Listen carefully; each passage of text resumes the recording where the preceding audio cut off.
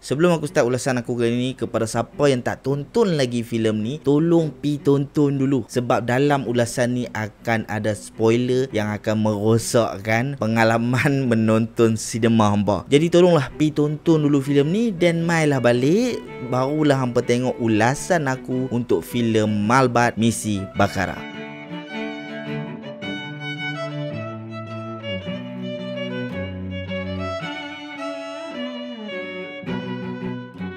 Assalamualaikum dan selamat datang ke YouTube channel Mak Don. Sekali lagi dengan aku Mak Don. Dan hari ni kita nak sembang tentang sebuah filem blockbuster yang sedang ditayangkan di program bertajuk Malbat Misi Bakara. Filem ni adalah sebuah filem yang dinanti-nantikan lah oleh orang ramai, termasuk aku sendiri dan juga abang-abang askar, geng-geng military enthusiast ni kan. Sebab ini adalah filem yang orang kata menceritakan side of our story pula. Kalau hampa tonton filem Black Hawk Down arahan Ridley Scott, filem ni pasal itu lah, tapi dari perspektif Malaysia. Sebab lepas left out Malaysia dalam Black Hawk Down. Sebenarnya kita hero, tapi lepas buat dalam filem tu lepas hero. Filem ni diarahkan oleh Adrian Teh, pengarah yang sama yang direct filem Pascal dan juga Wira. Dibarisi oleh ramai pelakon A-list, antaranya Bram Palare, Tony Yusof, Shahizi Sam, Zahiril Azim, Adlin Aman Ramli, Adil Zuhri dan ramai lagi lah. Memang ramai dalam filem ni. Berdasarkan sebuah kisah benar mengenai Regimen Askar Melayu ke-19 dari Batalion Malaysia 1 Malbat yang diberi tugasan untuk bawa askar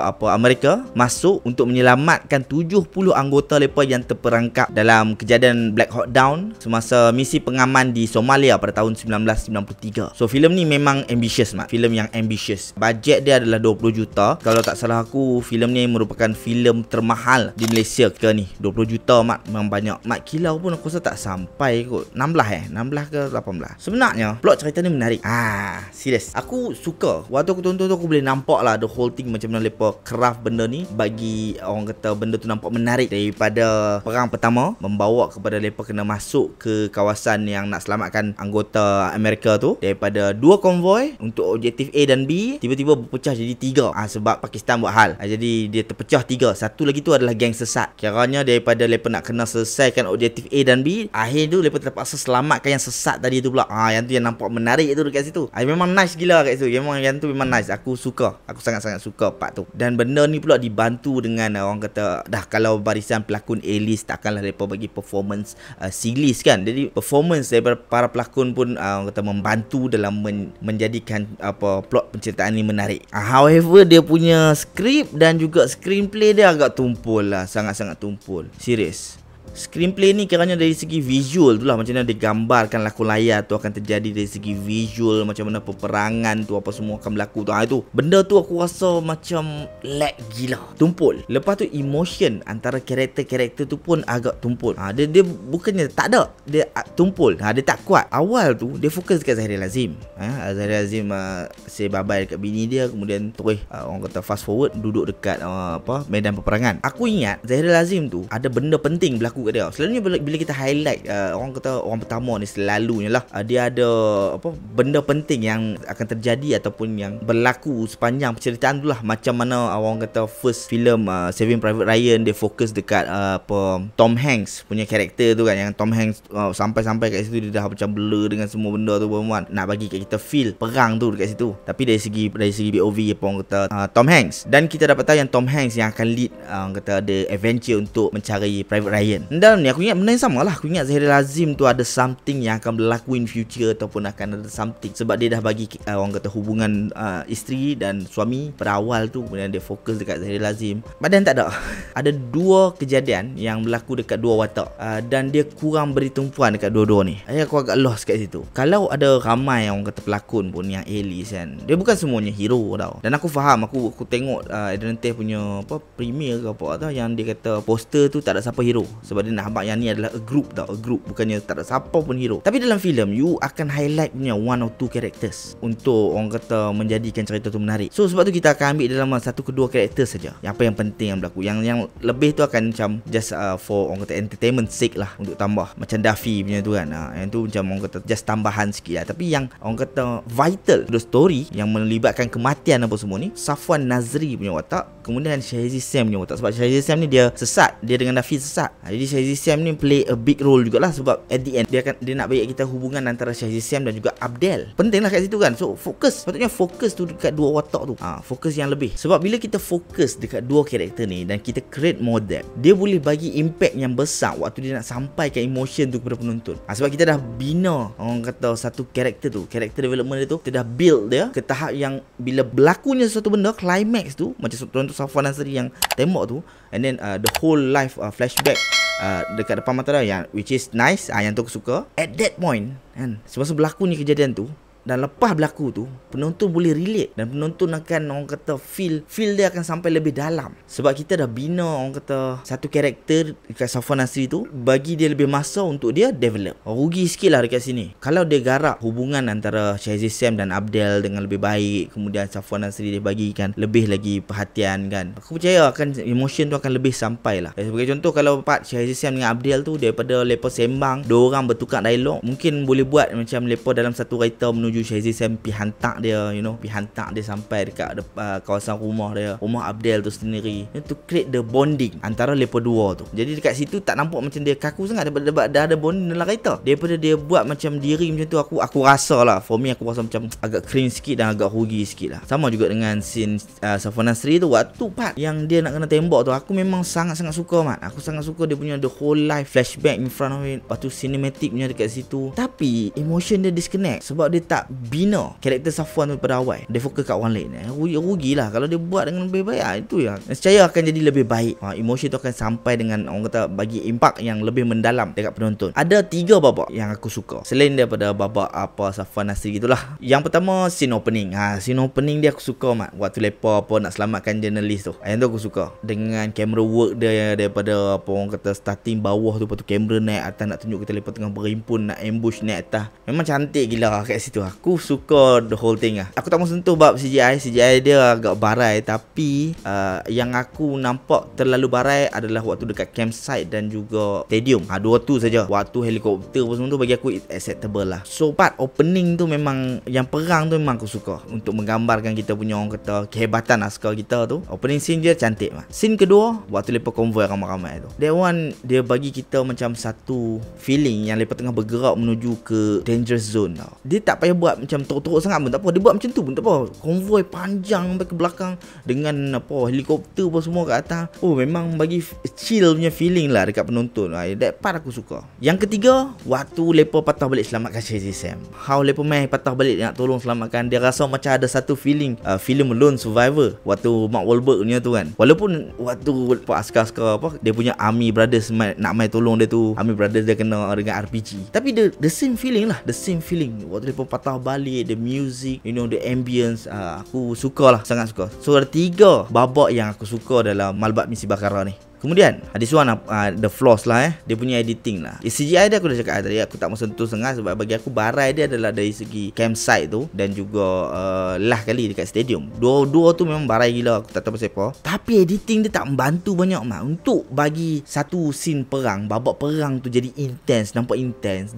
Pelakon dah bagi dah yang terbaik. Tapi bila editing tu jadi macam take time, dia jadi scene tu tak jadi intense tau. Waktu mereka cakap sama mereka, bertukar dialog sama mereka, benda tu tengah kucak-kacir. Tapi scene tu buat macam, lepas dia cakap satu, ganti, okey, baru kawan ni cakap pula. Dia tak ada macam tengah the intense tau. Kalau hampa pernah tengok ada satu orang kata klip dekat TikTok kan, yang orang reveal, I think pelakon dia pun pernah upload scene tu yang lepas kata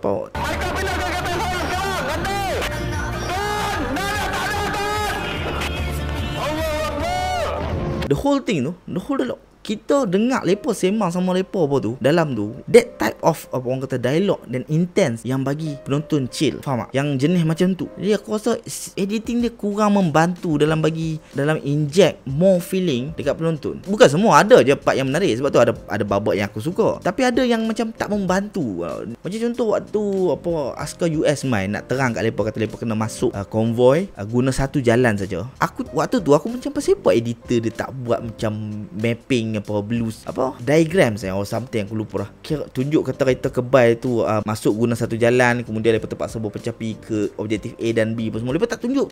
Lepas tunjuk map je. Askar duk tunjuk itu ini. Aku macam apa siapa buat macam tu? Macam mana orang nak faham kata lepas masuk dengan satu jalan dan lepas akan berpecah dekat kawasan yang bahaya tu. So aku macam tak apalah. Mungkin lepas sengaja nak keep it suspend ke apa, kita tak tahu. Kemudian bila selesai saja objektif A, selesai saja objektif B, dia nak selamatkan yang sesat tu, tiba-tiba keluar map tunjuk kata lokasi yang sesat kat mana, A kat mana, B kat mana. Lah awak tak buat macam tu, awak rugilah. Again editing dia bukan dah teruk, tapi dia tak membantu.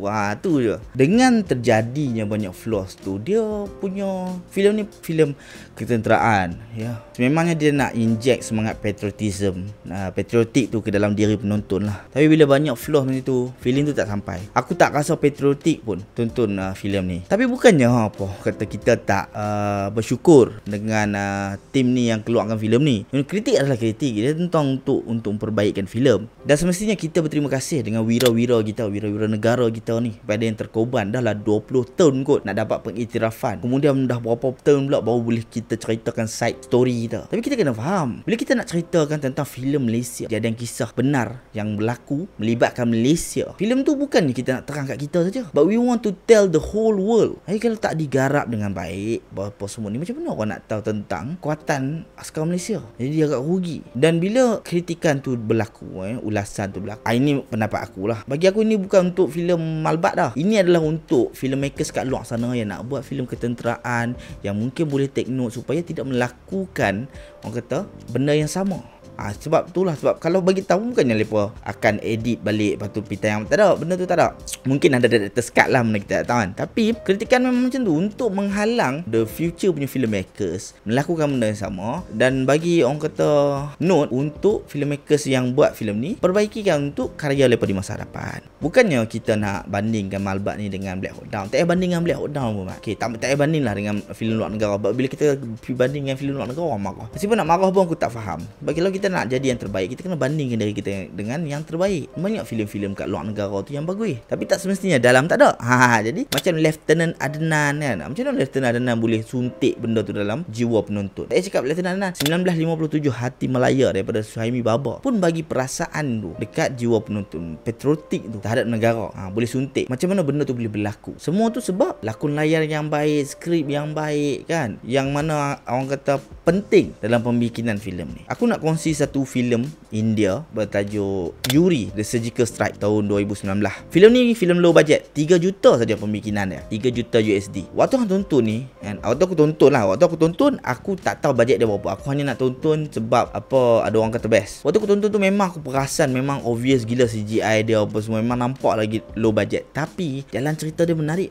Yuri Surgical Strike ni mengisahkan tentang India nak balas dendam dekat penganah Pakistan yang orang kata serang hendak base camp India waktu mereka tengah tidur. Serangan pengecut lah kita panggil. Waktu orang tengah tidur hamai serang, memang pengecut gila tu kan. Dan serangan tu mengorbankan 19 anggota India. Jadi mereka nak balas dendam balik lah. Cumanya mereka execute surgical strike. Surgical strike ni military punya strike yang mana mereka ada specific target. Mereka tak mau involve casualties lain macam apa orang kata orang awam ke, bangunan-bangunan awam ke, mereka tak mau involve. Mereka ada specific target, mereka go in, musnahkan, go out balik. Macam tu. No casualties. Tu surgical strike. Daripada 3 juta bajet, mereka berjaya kutip tak salah aku 53 juta USD dan tercalon 27 nominasi, menang 20. Filem ni ada flaws dia juga tau, tapi hampa boleh tengok apa yang aku cakap lag dalam Malbat tu, macam mana mereka gunakan dan cipta lebih baik dalam Yuri The Surgical Strike. Filem ni pun ada flaws kan, tapi memang interesting gila.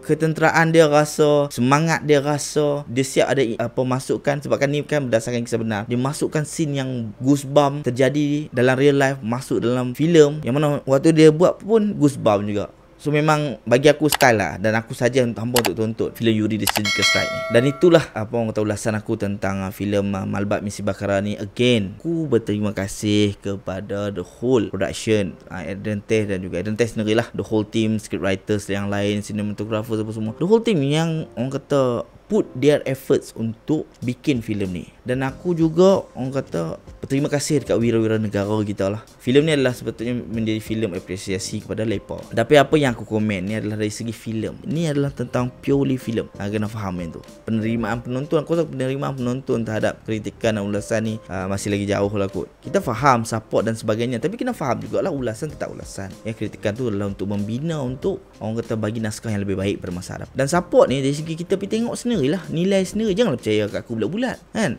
Ramai kata 50-50 lah apa. Ada yang cakap best, ada yang cakap tak best kan. Ni bukan tugas hang nak cakap, nak pergi dengar cakap orang. Kalau hang nak tahu, hang tengoklah sendiri. Pergi tengok sendiri, pergi tonton sendiri, menilai sendiri. Kalau hang kata tak mau tiket mahal ada yang tak payahlah take part dalam conversation tu. Ini dah lah tak tengok lagi, pergi masuk pula komen kata standard cerita Melayu lah, standard cerita Malaysia. Aduh, tengok tak lagi kan.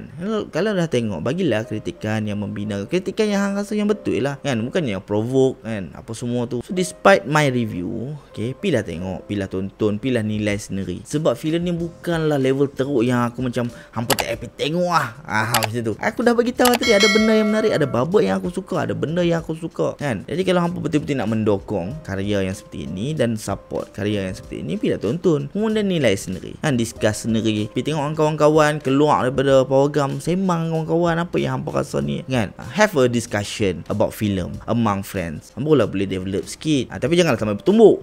So itulah ulasan aku tentang Malbat bin Si Bakaram. Apa pandangan hampa pula tentang filem ni? Kalau hampa dah tonton, drop down your comment, share your thoughts. Kita jumpa lagi next video. Thank you for watching. Bye bye.